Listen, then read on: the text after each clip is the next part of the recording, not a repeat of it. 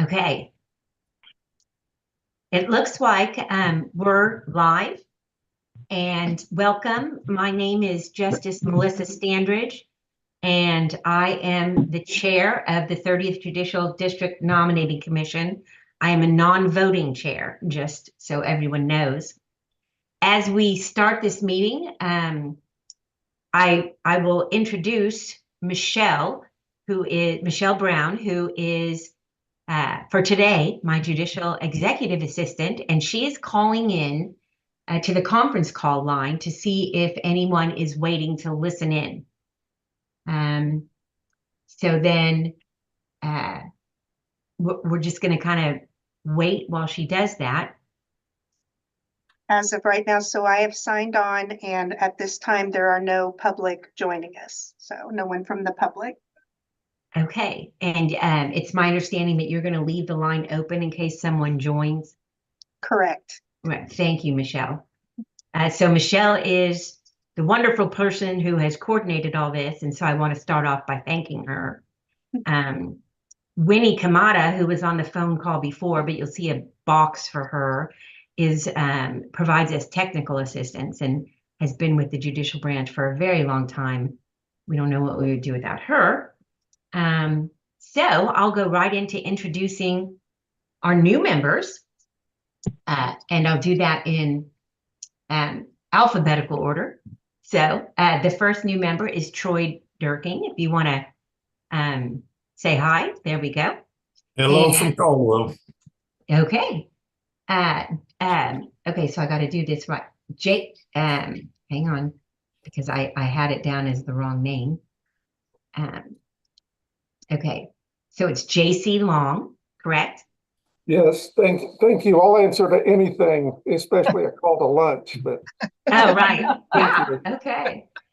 And then the other new member is Doug Holzgraf. There we go. Hi, Doug. Welcome. Okay, so this is the District Nominating Commission, and the goal is here to select a member, to select somebody to fill the vacancy that we have in the district court. Now, this particular vacancy is not assigned to a certain county, so it is just, it is just for the entire 30th Judicial District. Now, I'm not sure where that person will be seated, and that's up to the chief judge, and that's up to the district. But it will include, you don't have to be a resident of a certain county. So the first order of business, according to the handbook, which I reviewed this morning before our call, is that the commission must select a member of the commission to serve as our secretary. So the secretary's responsibilities are to prepare the minutes, and I know it sounds like a big job, but it's really not, because we really, the minutes that need to be recorded are really only for executive session, because that's when we are not public facing.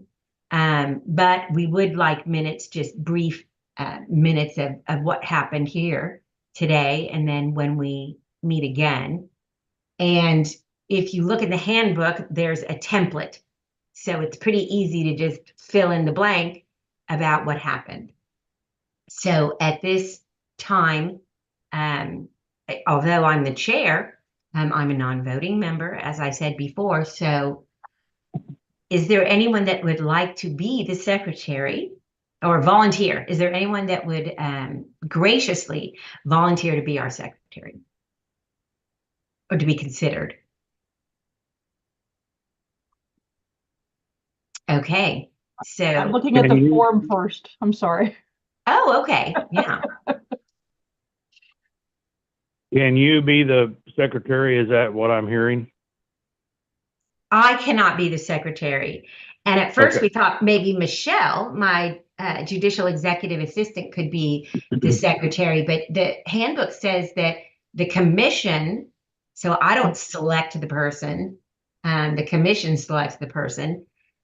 So So we actually already have one, and it was me, but I'm so happy to let someone else take that role if they want. Well, I'm happy to let you keep it. I figured Yeah, you'd say that, Jason. Lance. I mean, since you already know how to Jason's done do an it. excellent job. okay. So I'll go ahead. Is that a motion for someone to nominate Jason to be the secretary? I will nominate Jason. Okay. Do I hear a second to that motion? I second that motion. Any discussion? And Jason, I guess this is where you would say that you're not willing to serve, but Feels like I'm being railroaded here, but that's okay. okay. Any other discussion? Okay, all in favor, please raise your hand. Okay. Well, thank you, Jason, very much. And if you need any guidance or help with that, you can contact Michelle or me. Well, I've been on this committee for some time, and I was the secretary and with other justices that were appointed, so I think I'll be okay. Okay. I'll just have to dig my notes out because it's been a while since we've had a meeting, quite frankly. So. Okay. Do you have the handbook still? Does anybody need a new copy of the handbook? I've got a handbook to say where it's located. I just moved offices, so okay. It's buried somewhere back here behind me. So okay, Emailed it to me recently. I believe Yeah. it's pretty easy to get, and I just stuck it in a little folder. But if you need me to forward that on to you, Jason, or we have it at the court. I've done this long enough. I think I'll be okay. Okay, wonderful. Okay. I don't know what that noise was, but all right. So the next thing I want to talk about is that and this is for the public, and this is also for our new commission members, that all judicial nominating commissions across the state are considered public bodies, and therefore they are subject to the Kansas Open Meeting Act and the Kansas Open Records Act. So when we meet, it has to be public, and if someone would request the notes, those are public also. So just a reminder about that.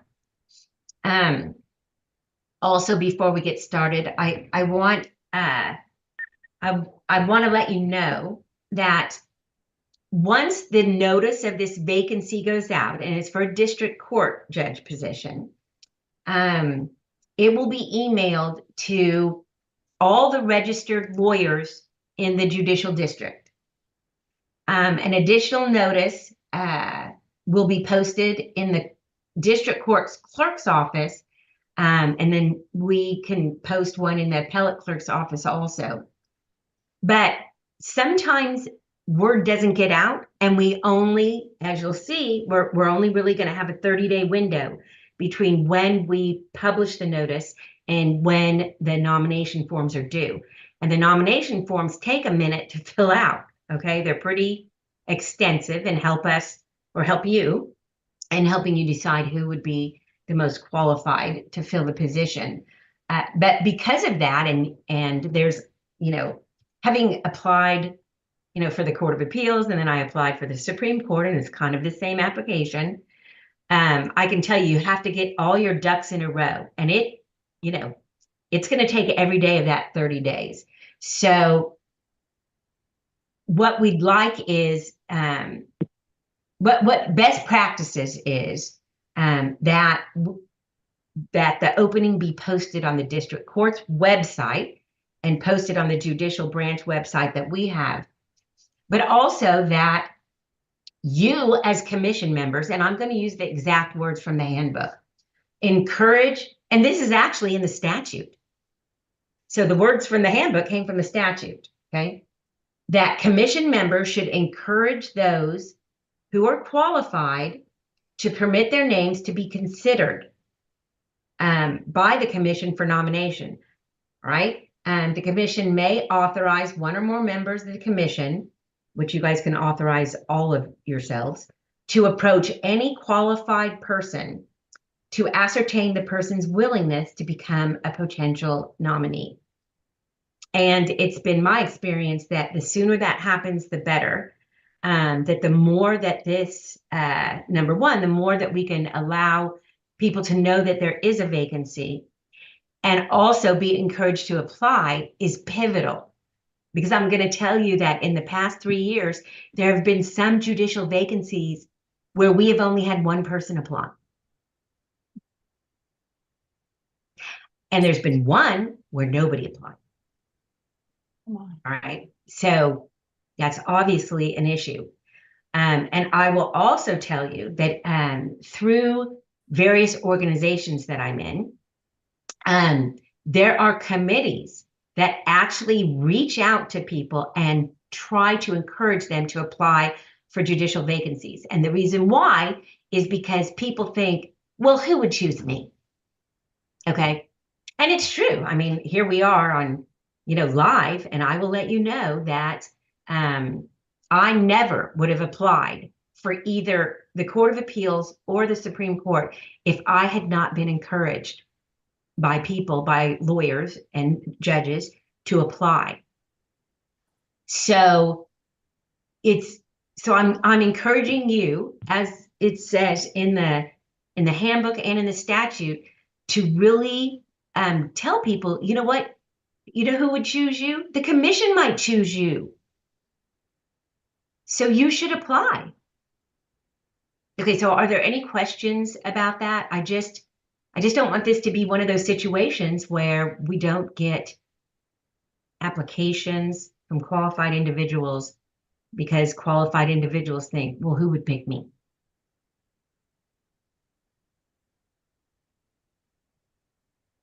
Okay.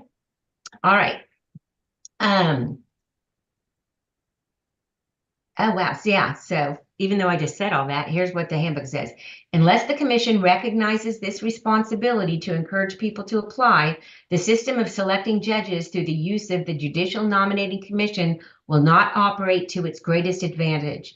In the past, people have become excellent judges only because someone contacted them and persuaded them to accept a nomination and fill out the application. Okay. Now, Michelle sent you a copy of the nomination form, or actually it's the application. I don't know what you want to call it, but a copy of the nomination form. So did everybody have a chance to review that, or did you want to review it? Or because what I would like to ask is if there are any changes recommended.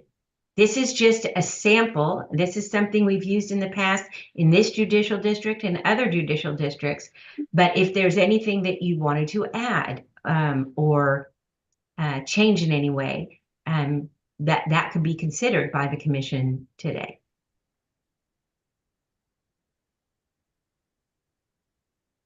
I will tell you, as you're reviewing it, one of the things as I reviewed it that I felt should be changed is, and again, I think Jason was talking about that this commission hasn't really met since 2020.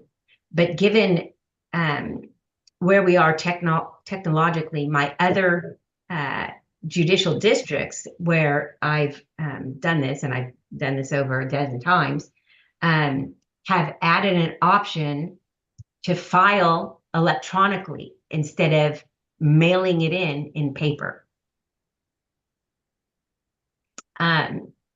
So I don't know how you guys feel about that, but it number one, it makes it so things aren't handwritten. And you would type it in, and then it's one of the things that happens is it speeds up the process for us, because if they're sent, and what's going to happen is they're going to be sent to Shelby Hardifer, who is my judicial executive assistant. Michelle is filling in. So what Shelby does is she's able to turn around those applications in a couple hours and get them to you as soon as, usually we make it a noon deadline, and she's able to get them to you by 3 or 4 o'clock. Whereas if she has to scan them in or copy them off and mail them to you US mail, it's a little bit harder. If you did want them, in paper form, we can do that. But how does everybody feel about that? I'm good with electronic. That'd probably be appropriate with I mean, that's the times, and if I need to print it off, I can anyway, Justice.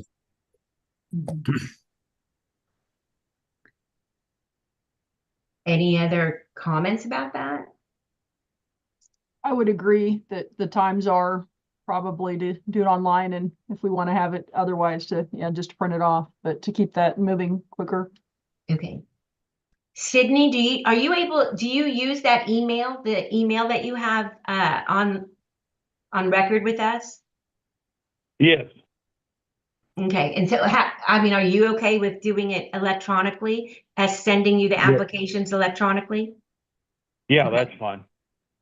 And what we do is they are sent using OneDrive, and your names are authorized to open them. But if you forwarded them to somebody, they would not be able to open it. It would have to be you opening it. And so they are kept entirely confidential. So they're not out there on the internet, or, because these are, the applications are confidential because they contain confidential information. Okay. Okay. So then the next question is, can we, okay, so we got that. All right. I have a question, Justice.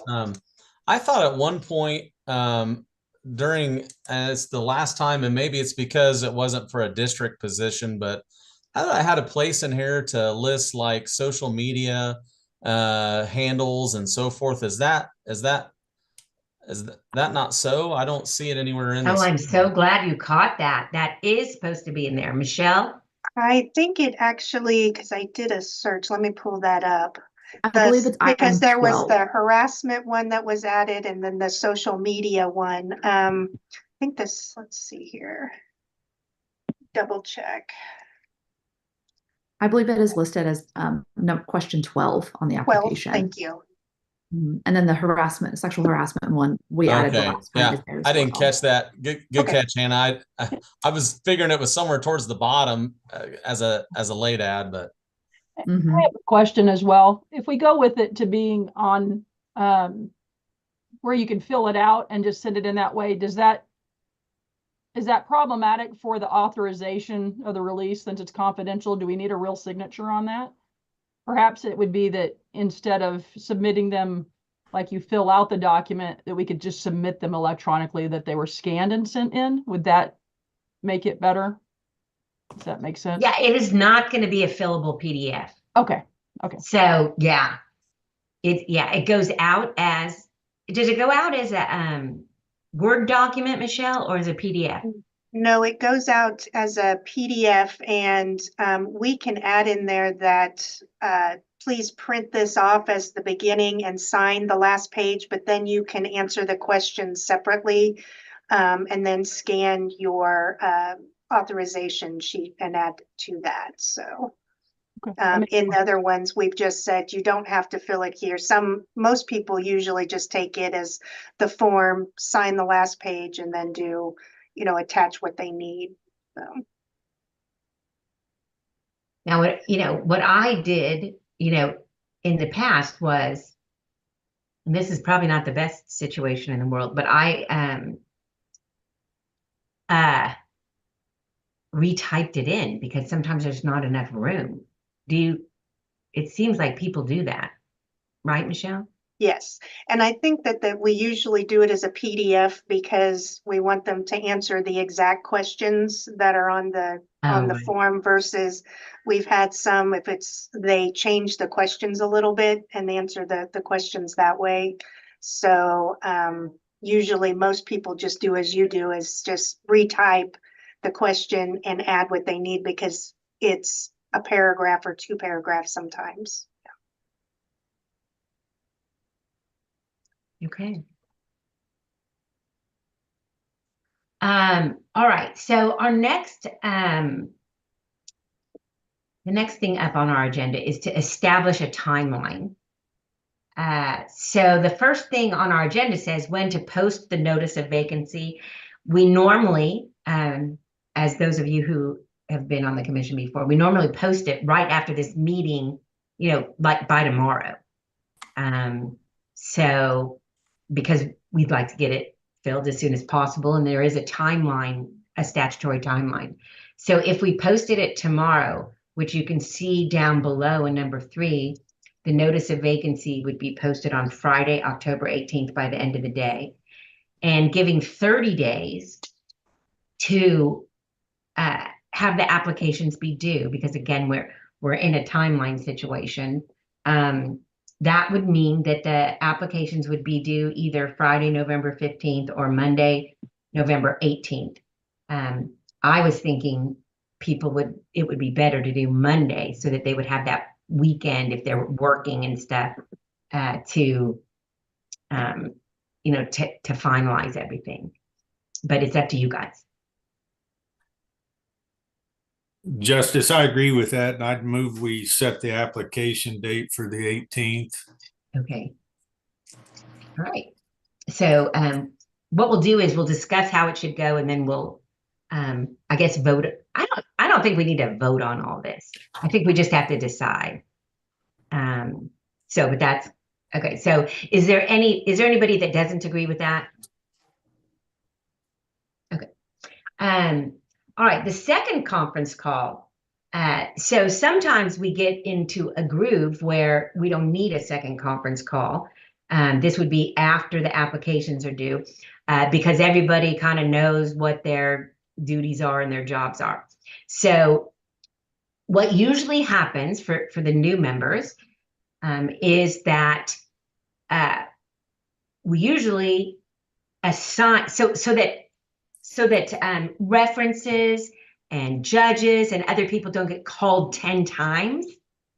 We usually assign for each applicant a lawyer and a non-lawyer to do the reference check and to do, to call around. Is that what you guys did before or not? Okay, Yeah, it's nodding yes. It was a divide and conquer. Right. Exactly.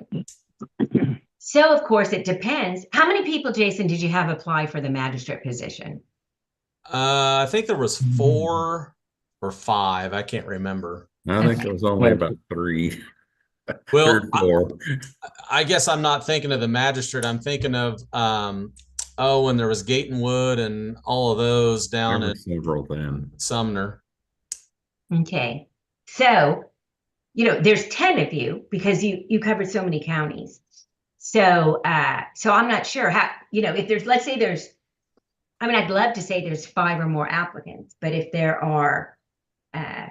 there's 3, Greg, for example, how did you guys do it last time?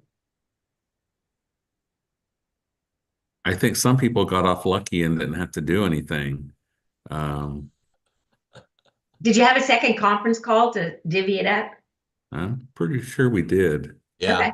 Yeah. You want to do that? Should we do that? It was helpful. A lot of it is, oh, hey, I know this person, and I know some of the references, so I'll take that one. Okay, great. That's kind of how I remember it. Mm-hmm. Is that good with everybody? Hannah? Okay. Yes, that's good. That's how we did it. Okay. That's how we did it last time.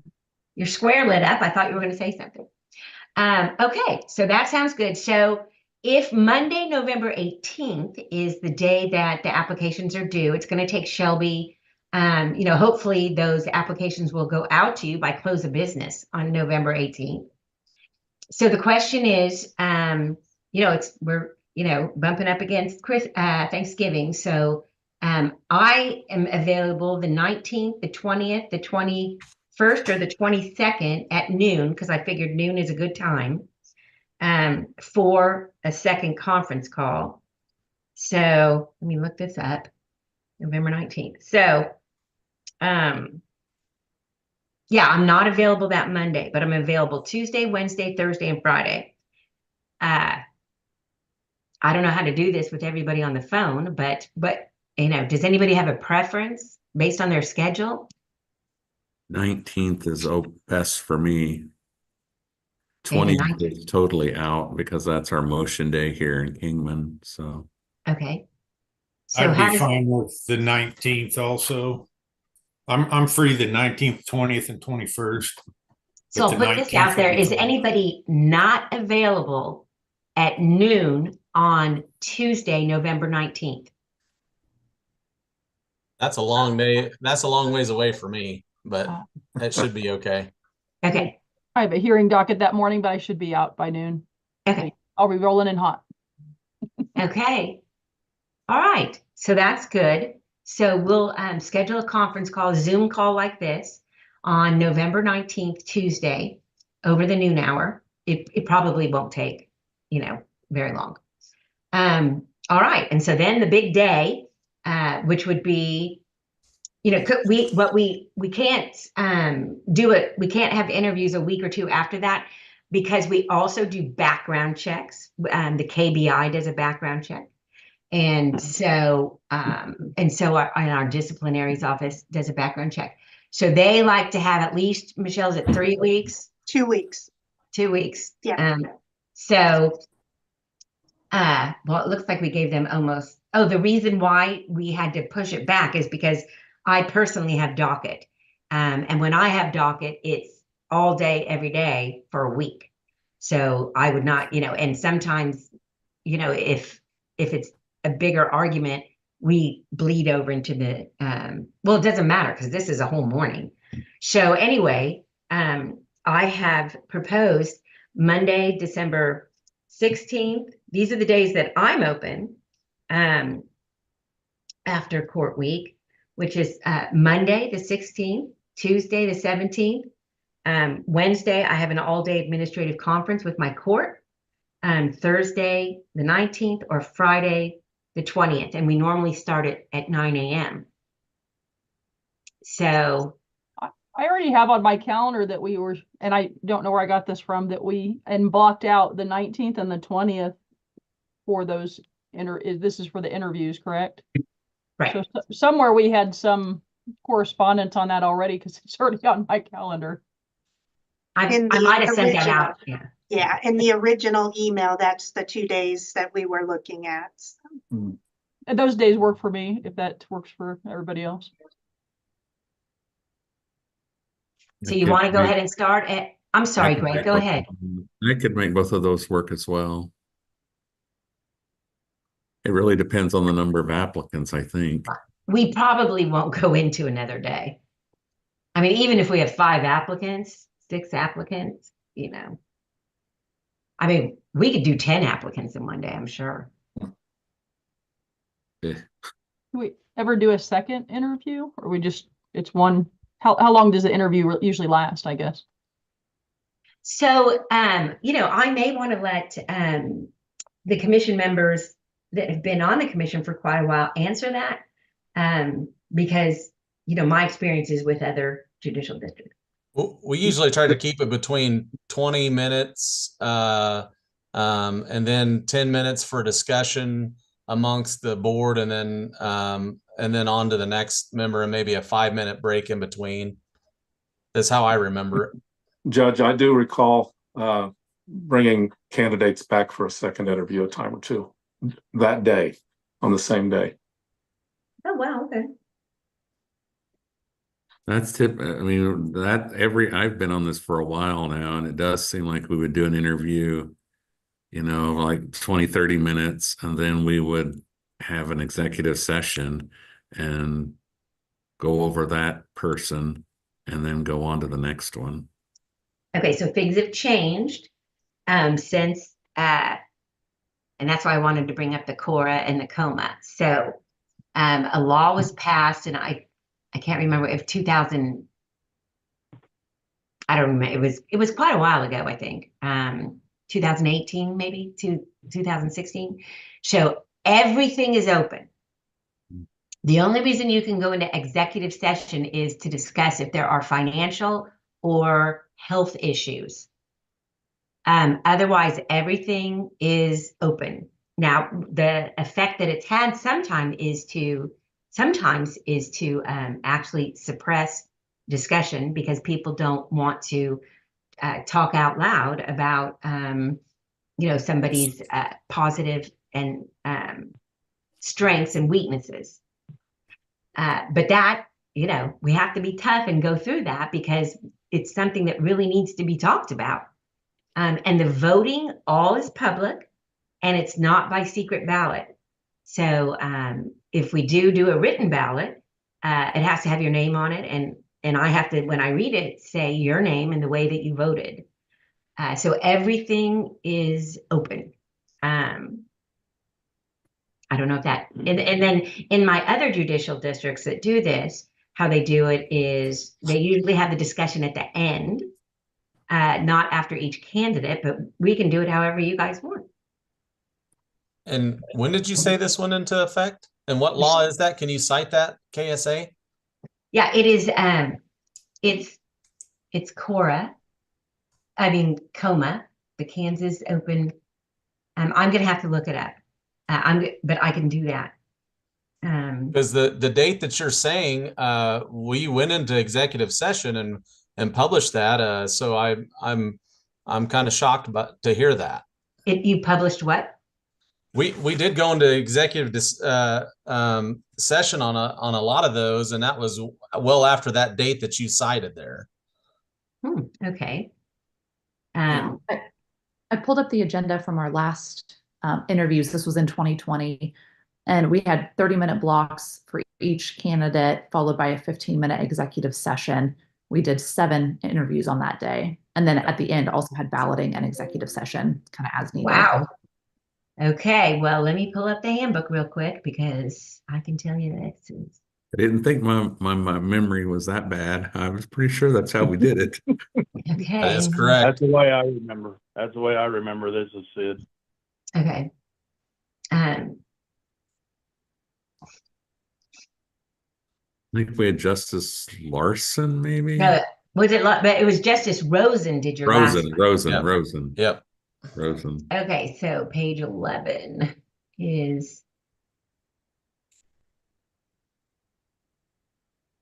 Okay.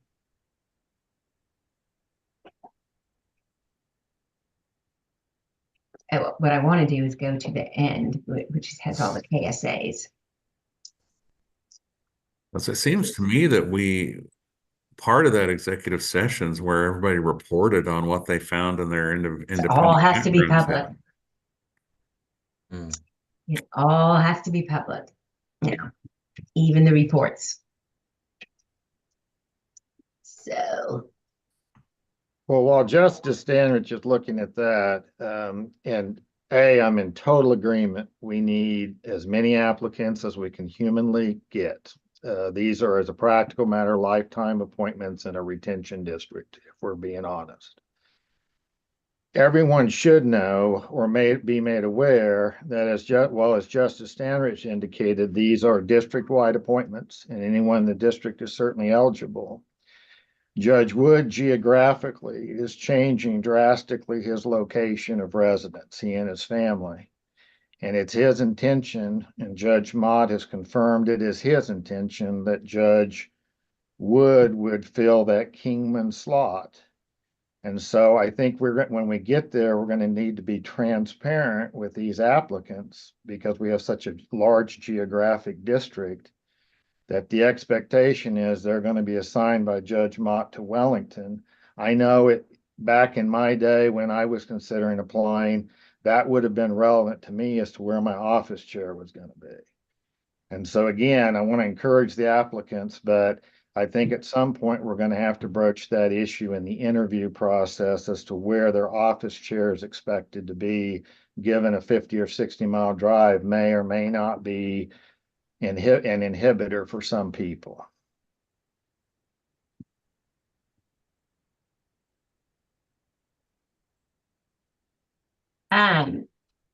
Well, I mean, maybe we could talk to Judge Mott about whether we should even put that. I mean, maybe we should make that clear. I don't know. I would feel deceived as an applicant if I was, let's reverse things. I'm living in Wellington. I think I'm applying for Wellington, and Kingman's a wonderful place. I have relatives there, but all of a sudden I was going to move my family 50 miles that I didn't expect. And so it seems to me, again, I want to encourage applicants. I'm going to live with this judge that gets appointed for the final years of my career, and my son is. But But I do think we owe that transparency, and I wasn't sure everyone was aware of this change with Judge Wood. So I wanted to make sure if you're not aware, you are aware. I wasn't aware. I was not.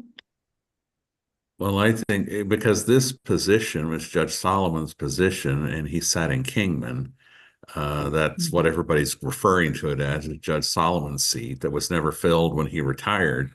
And I think there is some belief that this is the Kingman position that's open, and the Kingman court is where this person would sit. Mhm. Yeah. I have no opinion one way or the other whether Judge Wood is appointed to Kingman or not. I have no problems, but I think I agree with Doug that it would be extremely inappropriate and probably would make some people rather upset to go through that long, cumbersome application, thinking they're applying to come to Kingman, because historically that's where this seat was. And the rug is essentially pulled out from underneath them when they find out it's Wellington, and they're not willing to move to Wellington or Sumner County. So I don't know how that's approached in other districts, but I think I agree. Transparency is important, because I would be very, if for instance, if I'm in Kingman and I applied for it because I thought it's Judge Solomon's position, and then I find out, oh no, you've got to move to Wellington, that would not make me happy. Justice Standridge, Mm. we had a similar one in another district, and we put it in the notice that although there's not a county requirement to live, we just put in there that this would be for whichever county it is, and just had it in the notice rather than saying it's a requirement. And then that way they would have had that information if you want to do that. The only reason I'm nervous about doing that is that we don't have control over that. I mean, and that could change. So maybe Judge Wood decides not to move at the last minute, or another position comes open, and some judicial districts do it on seniority. So if another position comes open, then that person could move where they want to move, and it could be like that. So, And I'm not in any way trying to limit this notice. And so I'm fine with the district-wide notice. I just Mhm. don't want an issue where anybody feels deceived, because some of us know facts that the others don't. right. And so that's the only purpose of this, is not to create hurdles for anybody, but everybody knows what's going on in reality because of this move of a family. Doug, are you aware, did Judge Mott have a timeline on when he planned to do that? I didn't ask for that. I asked before I broached this issue with you all, so I wasn't creating a red herring we need not deal with. I asked both of them to affirm to me that that was the intent, and they both affirmed to me that was the intent. You asked a great question, and no, I didn't ask for a timeline. I suspicion they're waiting for this process to play out. And again, I'm just trying to be transparent. I don't want to create hurdles for anybody. All right, so what I propose is, if it's okay with you guys, I'll call Judge Mott and inquire about it, and we will include in the notice something, instead of maybe as Michelle proposes, just say, although this is a district-wide, whatever, that it would be up to the chief judge about where you would sit, which county. Because I've talked to Judge Mott about some other things that he's planning on doing. And but do you guys think it would be a good idea to go ahead and include something in the notice that talks about that? And then you can ask in the interview also. I don't know when it'd be appropriate, but I too would find it off-putting to think I'm applying for a position that's 15 minutes from my home versus 45 Right. to an hour. I mean, I think that we really do need to be transparent on that. And I guess I wasn't 100% clear of the seat that's opening, what the circumstances are. does somebody have a little bit more information on that? I think Doug, you hit on it, but I didn't catch all what you said. Judge Solomon retired and that his position was never filled. So is someone stepping in at this time for that? Judge Meisenheimer covers Okay. Kingman and Judge Wood is covering Harper, and Judge Solomon did Kingman and Harper. Okay. The The position has been behind, open since 2017, I believe. the idea behind this, I believe, is that we'd go back to the old days where Judge Meisenheimer would only be covering 2 counties, so he's not run ragged doing 3. The Kingman, Judge Solomon always covered Harper County, and then the 2 Sumner County judges would cover Sumner County, but for the conflicts that they then go cover in the other portions of the district. Okay. To go back to where we were in 17, so we don't have these judges being worked to the degree they're being worked now. Plus, if they add the drug court feature, that's going to create, which is a wonderful thing, but that's going to create some issues to have more judges so you don't have conflicts. Thank you. Doug, do you want to expand a little bit more for people that may not be so familiar with the court system about what a drug court is? Well, I haven't practiced in drug court. I've gotten the briefings on it, Justice, so you're probably better than me. But the point is, as I understand it from the issue we're talking about today, a judge that serves in a drug court capacity is going to be in a problematic, if not disqualified position to then deal if the drug court circumstance doesn't work out on the punitive side or the district court side meting out punishments. And so, at least as I understood it, subject to your correction, Justice Stanrich, you want to have segregation between those positions. So we need the additional judge that we get here is going to help us in that process as well, so we don't have a disqualification circumstance. And so I'll just take one step back further. Drug court is a specialty court that started making its way around the country maybe 15 or 20 years ago. And what it does is realizing that substance use disorder is a disorder. And so because so many people with the disorder commit crimes, that we could deal with it in a different way. And so they come in and they're seen sometimes every week. Maybe every 2 weeks, and they are surrounded by people that can help them. And so it is not an adversarial situation. It is, we're all here to help the person and then get clean. And if the person can get clean and become a productive member of society, then a lot of times the criminal charge is dismissed. And so what happens though is if they're not successful, then they continue on in the criminal realm. And what Doug is talking about is that it would be a conflict because you learn so much and you're supporting this person, as a judge.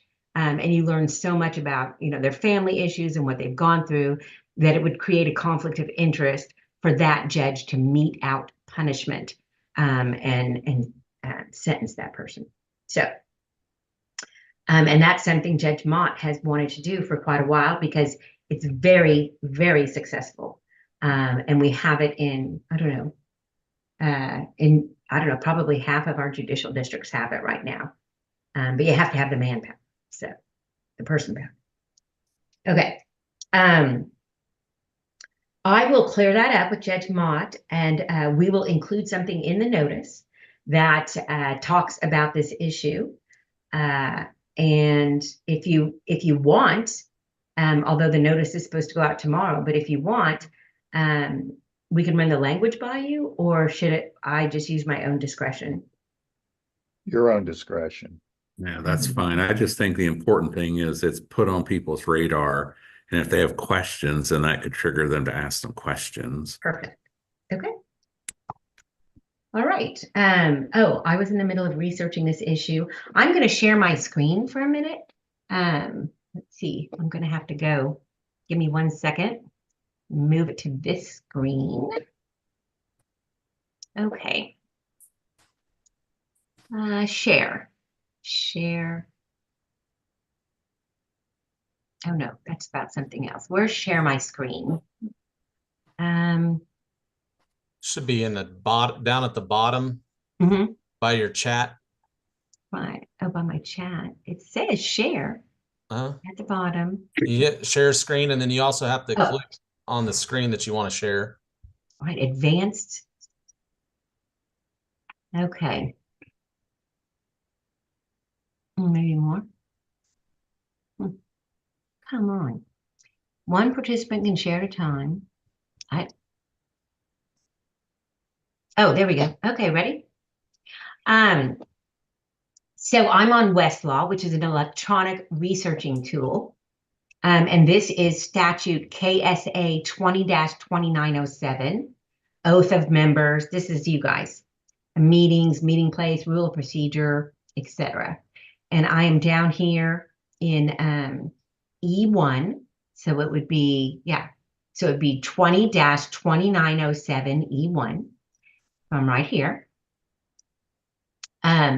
It shall be, it was effective July 1st, 2016, this new language. It shall be subject to the Open Meetings Act, which can be found at 75-4317. And here's what it says. Except as provided further, the commission shall not recess for a closed or executive meeting for any purpose. The commission, in accordance with 75-4319, which is the Open Records Act, okay, the commission may recess for closed or executive only for the purpose of discussing sensitive financial information contained within the personal financial records or official background check, which is what I receive if I want to share anything that I get in the official background check. Nothing in the check to supersede, to close a record submitted to the commission. But if you wanted to close something else, you could disclose. If you wanted to keep something, a document that was submitted to you, we can vote on that. But everything's open. So Jason, any questions about that? I don't know what happened at the other one, but that is a big no-no. 2016. I mean, We definitely did executive sessions. There's no doubt we did. And I think that was part of it, that we covered what was ended up in their either the background checks and the financial information also, along with information that we found out from the members.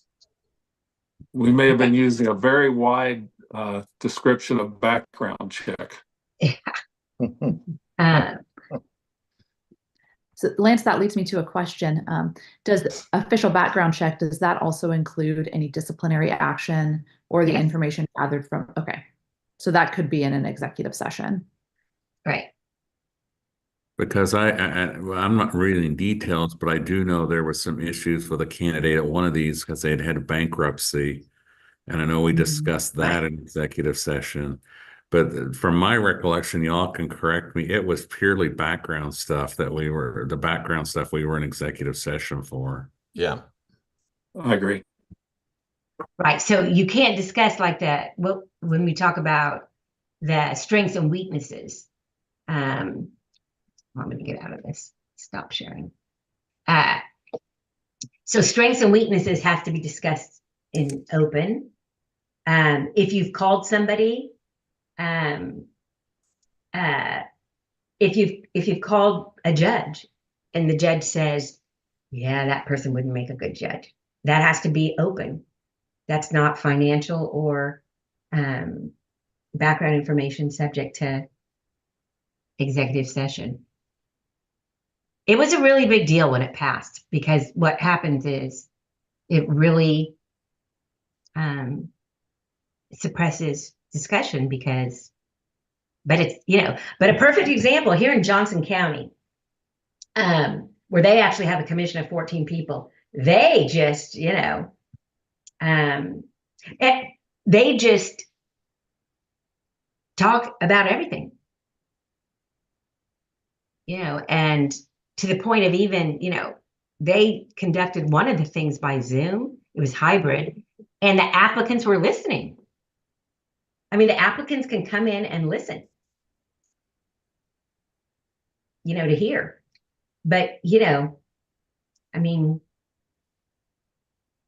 Well, I do know our votes were known. We had ballots, but we had to put our name on the ballot. I do know that. Yep. Who voted for who, it was known. I do remember that.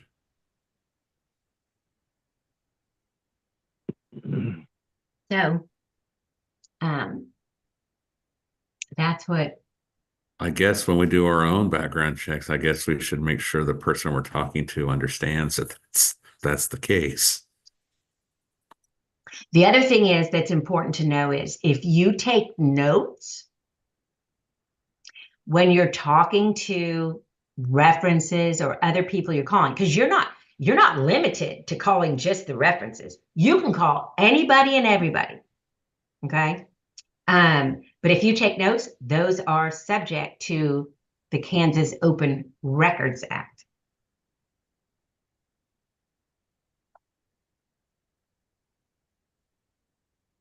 So I'm not sure the read our writing. I'm not sure the impetus now, but when I say subject to, we keep them, like Michelle or Shelby will keep them, and that means someone has to make a Kansas Open Records Act request. We had to turn in all of our paper, if I remember right. Right. Yeah, I remember that. Right. And we personally have never had anybody, once the paper's turned in, make an Open Records Act request, and we have to keep it for 3 years. What if we don't take notes and just remember everything? Yep, that's good. Yeah. But, that's hard too. Anyway, this is, it's my duty to let you know of what this is. I know it's really frustrating. It was a really big deal when it happened. And I don't even remember the impetus of why it happened, but it's a law that could be changed, I guess. All right, what else? Okay, I've kept you guys way too long. Let me get to we're almost done. Okay, interviews will be in person. Where will the interviews be held? Where were they held last time? Wellington. Is it because that's where the opening was, or that's because it's a good place? Where the opening was. Yeah. So do you want to, where should we do it? In Sumner? Which is the biggest, Sumner? Sumner. Should we ask, I don't know, normally what we do is we have them, the county commission provides us somewhere. Or we can have them anywhere. We did it at some other public building, if I remember right. It wasn't the courthouse. You did it at the Raymond Fry building, Yeah. which is it's our agricultural complex, and it has an open room, courtroom sized open room. I'm the county counselor. If you need me to check on availability, let me know. But if you want to do it somewhere else in the district, I'm fine with driving too. Yeah. I think our location last time, of course, it was based on where the opening was, but it was during COVID. And so we needed that larger space because each of us had our own table and we had the candidates so far away. So there might be a sufficient space at the courthouse too. I just don't know. Having it at the courthouse is kind of iffy just because it doesn't really separate the fact that this is not, you guys are all independent of the judiciary. And law, 5 of you are not lawyers, and so it sometimes is better to not have it at a courthouse, but I'll leave it up to you.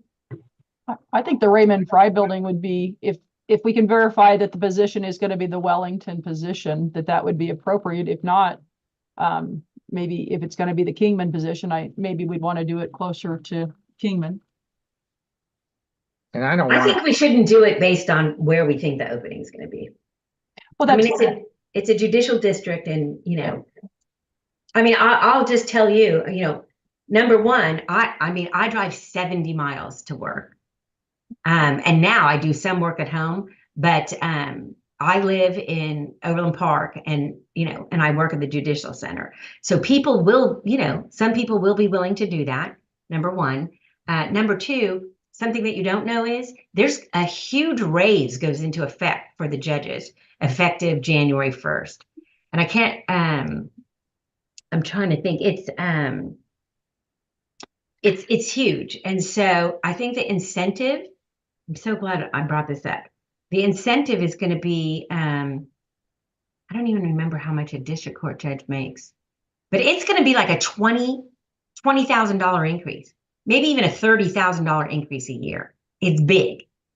So, and I can email you guys what that's going to be. So, sometimes what seems kind of inconvenient for $130,000 a year might not be so inconvenient for $160,000 a year. Fair enough. And of course, there's, once you get your 20 years in, you get 70% of your last salary for the rest of your life once you retire. So, so those are kind of talking points, I think, too. You said after 20 years? Well, basically, it's, after 2 or 3 years, you get, it's 3.5% a year. So if you make $100,000 a year, then it would be, what is 3.5% of that? Oh my God. I'm not good with numbers. 30, okay, so $100,000 a year. 500. Times 0.035. Okay, 3,500. So after your first year, you would get 75% of 3,500. After the second year, it just goes up till you hit the 70%. Okay. So, yeah. So if, you retire at 65, you literally could get 70% of your salary retired plus your Social Security for the next 30 years till you die. So it doesn't have an end date. Death is your end date. Okay. I think, is everybody in favor of having Doug see if that place is open? Is that centrally located or not? Yes, Yeah. it's downtown Wellington, such as we have a downtown. No, I more meant, is it for the 5 counties? Oh, no. Not No. really, not really. No. Where's the most central location for all 5 counties? The county line between Harper and Kingman and Probably Kingman. Well, do we have any connections there to get something there? Well, sure. I'm in Kingman. There's plenty of places I could find. Okay. Do you think it would be better to have it centrally located? Yes. Okay. All right, Greg, if we could have you do that, that would be great.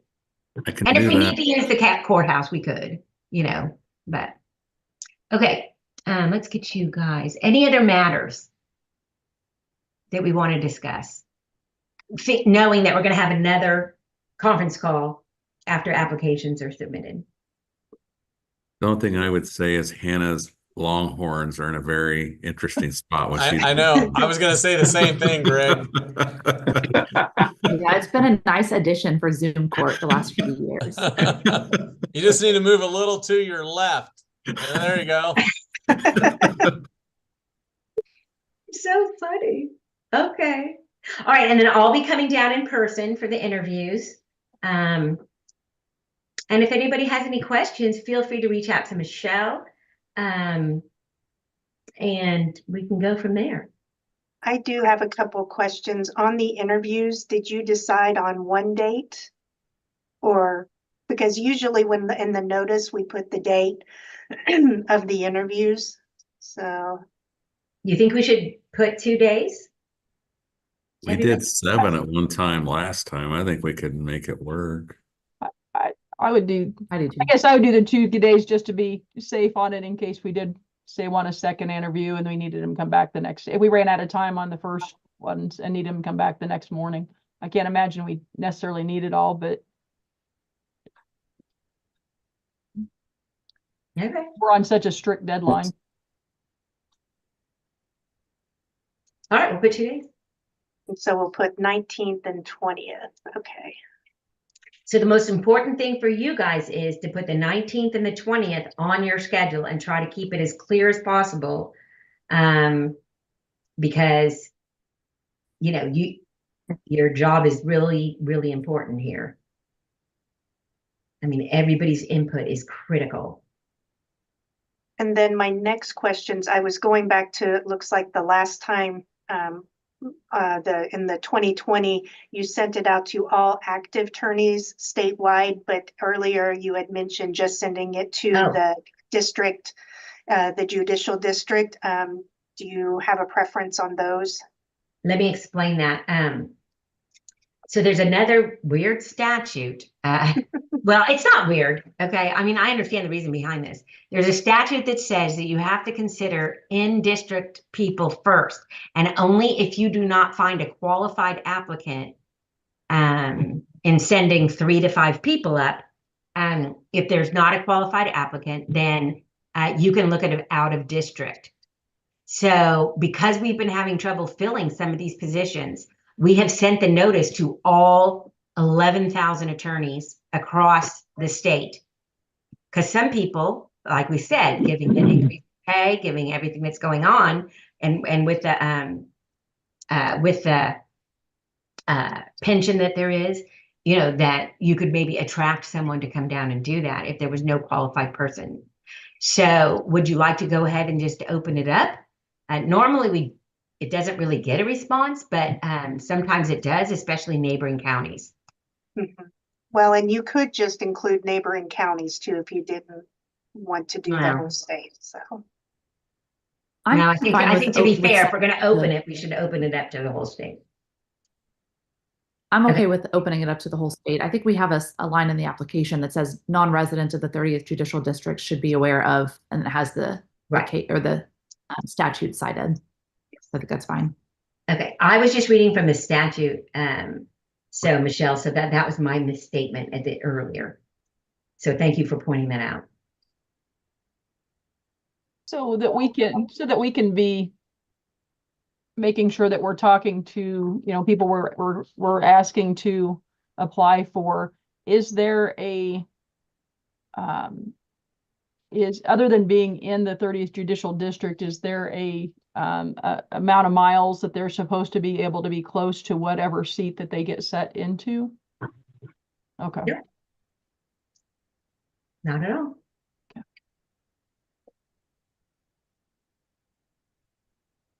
Well, thank you. I've never had one go this long, so I really apologize. But are there any other questions that I can answer or that Michelle can answer? Okay. Well, thank you so much, everybody. I really look forward to meeting everybody in person, and we'll talk to you next in our second conference call on November 19th at noon.